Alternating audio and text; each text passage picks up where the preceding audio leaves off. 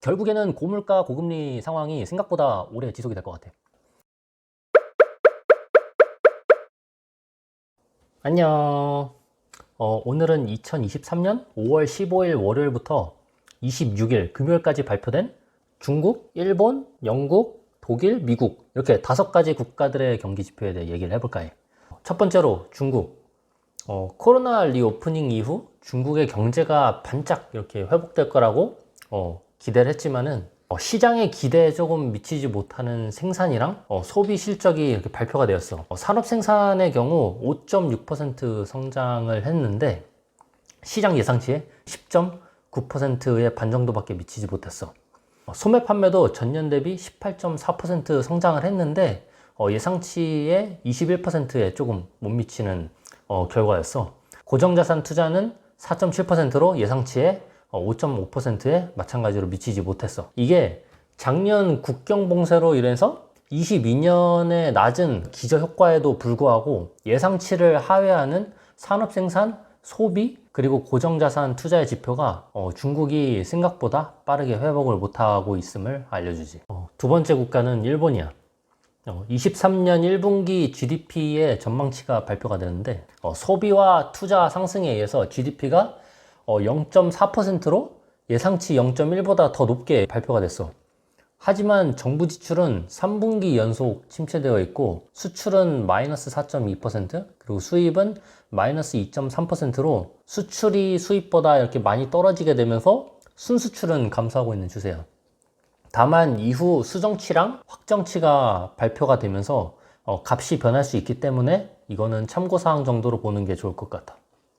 이외에 가장 일본에서 우려가 되는 부분이 가파르게 상승하는 일본의 물가야. 미국에서 금리 인상을 단행하기 전에 페드 의장 제롬 파월이랑 전직 페드 의장이자 현직 재무부 장관인 제넷 옐런이 인플레이션은 일시적인 현상이다라고 말했다가 이후에 일시적인 게 아니라고 판명이 딱 난 이후로 가파르게 금리 인상을 단행해 왔었어.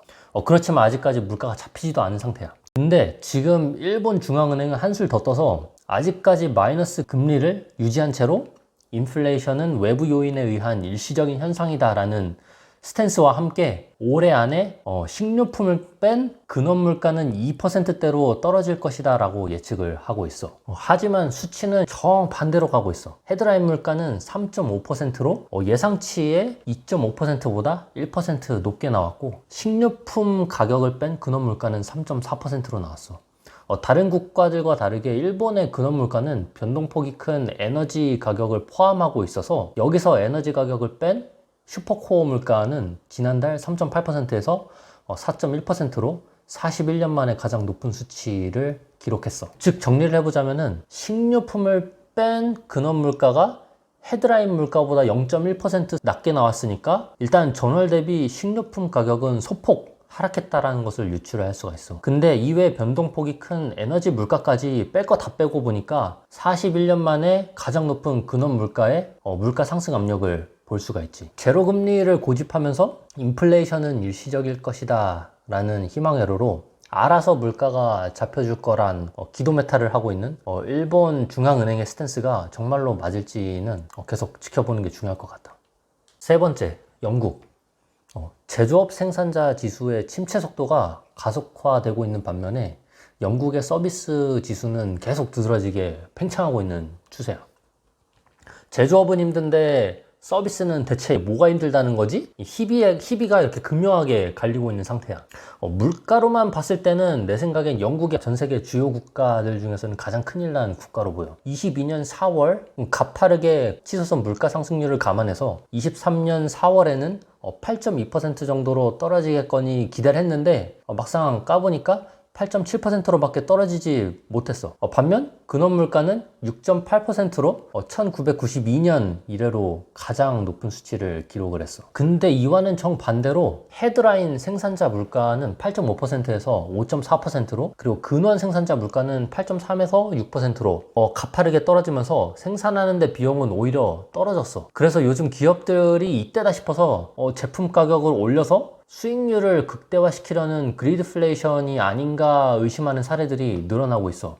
소비재를 판매하는 다국적 기업들의 물건 가격 상승과 판매량의 추이를 보면은 2015년에서 19년 사이에는 물가가 조금씩 오르면서 판매량도 이렇게 같이 상승을 했던 반면에 기업들이 23년 1분기에는 전년 동분기 대비 낮게는 7.5에서 높게는 16%까지 물건 가격을 올리고 판매량은 조금 줄이는 방식으로 마진율을 높이고 있어. 괜히 스톡스 유럽 600 종목들의 평균 EPS가 2.0% 상승 전망치를 훨씬 뛰어넘는 18% 상승이 나온 게 아닌 것 같아. 네 번째 국가 독일. 유럽에서 제조업 강국 독일의 23년 1분기 GDP 최종치가 발표가 됐어. 이전 0%대에서 마이너스 0.3%로 하향 수정이 됨에 따라서 흔히들 말하는 테크니컬 리세션 2분기 연속 마이너스 성장에 접어들었어. 고물가와 고금리로 인해 상승한 이자 비용 때문에 가계 소비가 1.2% 둔화한 게 컸던 것 같아. 위에서부터 차례로 체감 경기 지수가 예상치보다 더 낮게 팍 꺾였고 서비스업은 가파르게 상승하고 있는 반면에 마찬가지로 여기도 제조업 지수는 정반대로 이렇게 꼬꾸라지고 있어. 소비자 심리 지수도 좀처럼 나아지지 않는 모습이지. 제조업 강국의 제조업 침체가 나는 시사하는 게 크다고 봐. 다섯 번째, 마지막으로 미국인데 미국의 대출 현황에 대해서 먼저 간단히 살펴볼게. 30년 대출 이자율이 6.6%로 상승을 했어. 대충 2006년에서 7년 이래로 가장 높이 올라온 수준이야. 이로 인해서 신규 대출 건수가 2주 연속 전주 대비 마이너스 5.7%, 마이너스 4.6% 감소해서 2주 사이에 누적 한 10% 감소했어. 마찬가지로 모기지 인덱스는 1998년 이래로 가장 낮게 내려와 있고 리파이낸스 인덱스도 거의 역대 최저로 가라앉은 상태야. 한마디로 대출금리가 많이 올라서 신규 대출, 재대출 건수가 많이 줄은 거지. 지난번에 말했던 장단기 금리 역전으로 인해서 은행에서 역마진이 나는 상황이다 보니 대출을 쉽게 승인을 해주지 않을 뿐더러 고금리이기 때문에 대출을 받기 꺼릴 수밖에 없는 상황이야. 미국 GDP의 경우 2차 추정치가 나왔는데 지난번 1.1%에서 1.3%로 0.2% 소폭 상승했어. 여러 가지 수정된 항목들이 있는데 일단은 명목 GDP에서 실질 GDP를 나눈 프라이스 인덱스가 상승된 걸 보니 컨슈머 스펜딩의 판매량 곱하기 가격에서 가격이 높게 재조정돼서 소비자 지출이 더 늘어난 것 같아. 그러면은 물가가 더 높게 나오는 거 아니야? 라고 나는 생각이 들었는데 마찬가지로 페드의 선호 물가인 근원 개인 소비 지출 PC 물가도 1분기 4.9% 추정치에서 5.0%로 상향 수정됐어. 그리고 5월 26일 금요일 4월 PC 지수가 발표가 됐어. 근원 PC의 경우 전월 대비 0.4% 상승으로 예상치 0.3%보다 0.1% 높게 발표가 됐어. 연간 기준으로 전월 4.6%에서 4.7%로 소폭 상승한 거지.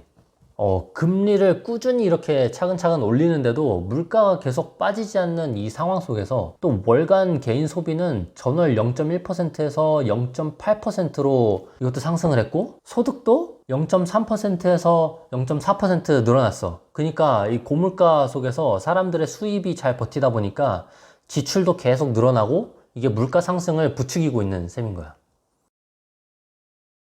결국에는 고물가, 고금리 상황이 생각보다 오래 지속이 될 것 같아. 시장에서는 오매불망 기다리면서 선반영은 다 땡겨버린 피벗은 나는 오래 없을 거라고 생각을 해. 마찬가지로 제롬 파월도 그렇게 말을 꾸준히 하고 있지만 말이야. 오히려 이 고물가 상태가 장기화됨에 따라서 고질병으로 악화가 되면 될수록 개인의 소비력과 가처분 소득을 좀먹게 되고 높은 기대 인플레이션이 고착화가 될 거야.